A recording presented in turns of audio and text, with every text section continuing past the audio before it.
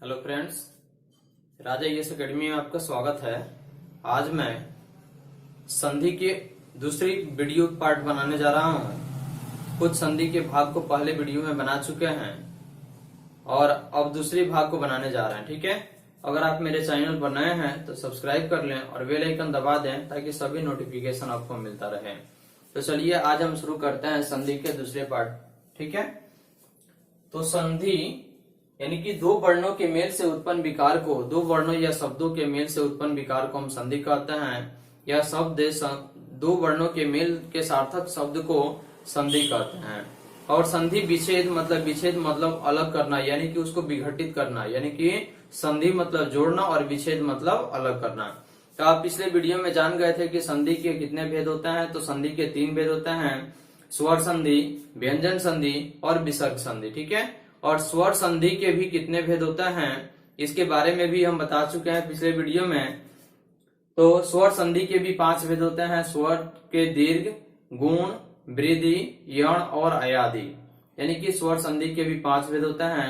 तो स्वर संधि किसे कहते हैं? तो स्वर संधि उन शब्द या शब्दांश को कहते हैं जिसका उच्चारण स्वतः होता है, यानी कि स्वर संधि में किसी दूसरे वर्ण की सहायता नहीं ली जाती है, उसे हम क्या कहते हैं? स्वर संधि कहते हैं। ठीक है, और स्वर संधि के 5 भेद होते हैं, दीर्घ, गुण, वृद्धि, यण और अयादि। ठीक है, उसी प्रकार से व्यंजन संधि यानी कि व्यंजन संधि यानी कि स्वर और व्यंजन के मेल से जो विकार उत्पन्न होता है उसे हम व्यंजन संधि कहते हैं।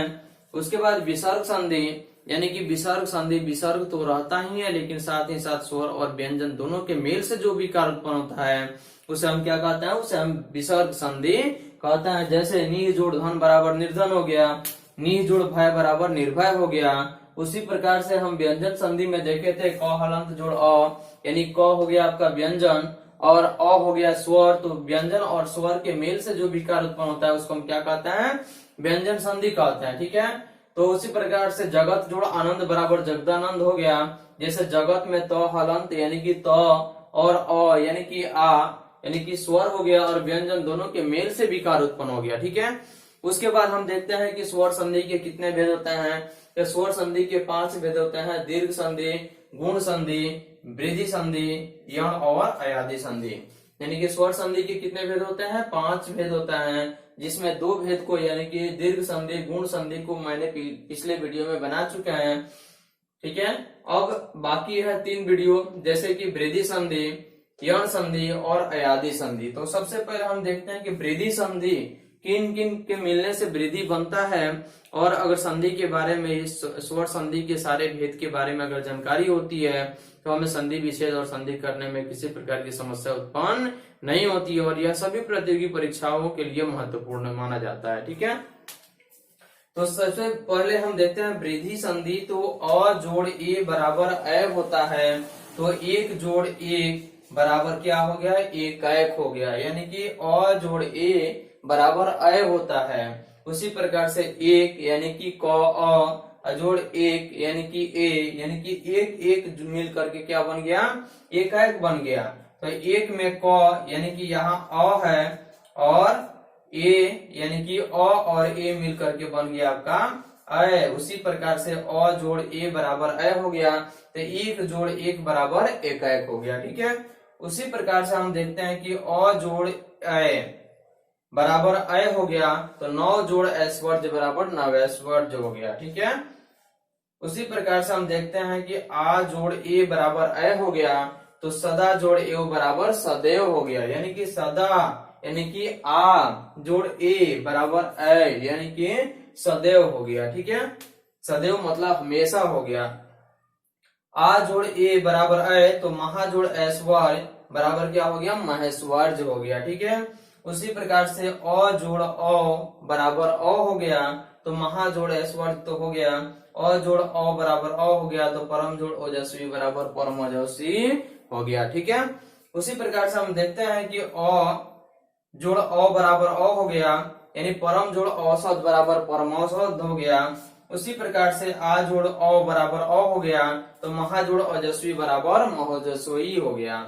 उसी प्रकार से आ जोड़ अ यानी कि किस किस के मिलने से कौन कौन सा अक्षर बनता है। तो अ और ए के मिलने से अ बनता है। उसी प्रकार से अ और अ के मिलने से अ बनता है।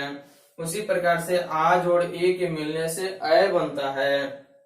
आ और ए के मिलने से अ होता है और अ जोड़ ओ के मिलने से अ होता है। उसी प्रकार से अ जोड़ अ बराबर अ होता है। तो आ जो अ बराबर अ हो गया, तो आ जोड़ अ बराबर अ, यानी कि महा जोड़ औसत बराबर महौसत हो गया। ठीक है, इस प्रकार से हम देखें वृद्धि संधि। ठीक है, अब आगे देखिए यण संधि में। ठीक है, तो यण संधि में ई जोड़ अ यानी कि यदि जोड़ अपी, यानी कि यदि में अ ई, यदि में छोटी ई जोड़ अ में अ, यानी कि छोटी ई और अ मिल करके बन गया यद्यपि, यानी कि यदि जोड़ अपी बराबर बन गया यद्यपि बन गया। उसी प्रकार से ई जोड़ आ बराबर यानी कि अति, यानी छोटी ई और आ यानी कि आवश्यक बराबर अत्यावश्यक हो गया। ठीक है, उसी प्रकार से ई जोड़ उ बराबर अति जोड़ उष्म, यानी कि अति में छोटी ई और उष्म यानी कि बड़ी उ, तो दोनों मिल करके बन गया अति उष्म बन गया। ठीक है, यानी कि अति यानी कि ती ई जोड़ उ मिल करके बन गया आपका अत्युतम, यानी कि यू बन गया यहाँ। ठीक है, यू बन गया। उसी प्रकार से उ जोड़ आ बराबर मधु जोड़ आलय यानी कि मधुवालय बन गया, यानी कि मधु जोड़ आलय धू यानी कि उ जोड़ आ बराबर मधुवालय बन गया। ठीक है, उसी प्रकार से हम देखते हैं अयादि संधि, यानी कि पांचवा जो है स्वर संधि का पांचवा भेद कौन सा है, अयादि संधि। ठीक है, जैसे ने जोड़ अन बराबर नयन। ठीक है, नयन। उसी प्रकार से जोड़ अन बराबर शयन हो गया।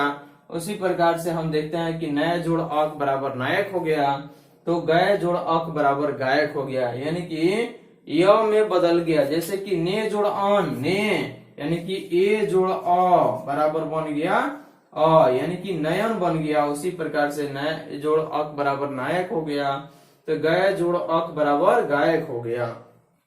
उसी प्रकार से जोड़ अन बराबर शयन हो गया। उसी प्रकार से हम देखते हैं कि पो जोड़ अन बराबर पवन, यानी कि पवन मतलब हवा हो गया, और पौ जोड़ अक यानी कि पावक, पावक मतलब आग हो गया। ठीक है, तो अब हम देखते हैं कि संधि जो है संधि के 5 भेद हैं। ठीक है, यानी कि संधि के 3 भेद हैं, स्वर संधि, व्यंजन संधि और विसर्ग संधि। और स्वर संधि के भी 5 भेद हैं, दीर्घ संधि, गुण संधि, वृद्धि संधि, यण संधि और अयादि संधि। ठीक है, तो स्वर संधि यानी कि स्वर के साथ स्वर के मेल से जो विकार उत्पन्न होता है उसे स्वर संधि कहते हैं। और व्यंजन संधि यानी कि व्यंजन के साथ स्वर के मेल से जो विकार उत्पन्न होता है उसे हम व्यंजन संधि कहते हैं। उसी प्रकार से विसर्ग संधि यानी कि विसर्ग तो रहता ही है, लेकिन स्वर अथवा व्यंजन दोनों के मेल से जो विकार उत्पन्न होता है उसे हम क्या कहते हैं, उसे हम विसर्ग संधि कहते हैं।